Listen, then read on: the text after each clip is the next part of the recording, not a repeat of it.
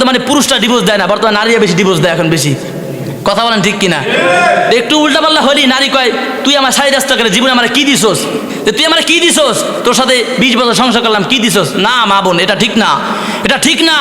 স্বামী যখন হারায় যাবে, স্বামী যখন চলে যাবে, তখন স্বামীর কদর বুঝে আসবে, এখন আপনার বুঝে আসবে না। স্বামীর সংসার যে কত বড় নিয়ামত, যখন স্বামী আপনার থেকে বিচ্ছিন্ন হয়ে যাবে তখনই আপনি বুঝবেন স্বামী কত বড় নিয়ামত, এর আগে আপনি বুঝবেন না। এই জন্য স্বামীকে কখনো তিরস্কার করে কথা বলতে নাই, স্বামীকে সম্মান করে কথা বলতে হবে, স্বামীকে আদর আপ্যায়ন করে থাকে, তার সাথে ভালো ব্যবহার করতে হবে। কারণ স্বামী আপনার যে রিজিকটা আপনি খাচ্ছেন, সারাদিন মাথার গাম পায়ে ফেলা এটা ইনকাম করে তারপর আপনাকে খাবারের ব্যবস্থা করে। এখন যদি আপনি স্বামীর সাথে খারাপ ব্যবহার করেন তাহলে এটা কিন্তু কখনো এটা ঠিক না। তো স্ত্রী যদি তালাক দেয়, একজন স্ত্রী যদি স্বামীকে তালাক দেয়, তালাক দিলে তালাক হবে না। এবং যদি ডিভোর্স নামা যদি লিখে পাঠায়, আপনি যদি সাইন করেন তাহলে তালাক হয়ে যাবে। সে যদি আপনাকে ডিভোর্স লিখে পাঠায় আপনার কাছে, আপনি যদি সাইন করে দেন তাহলে তালাক হয়ে যাবে।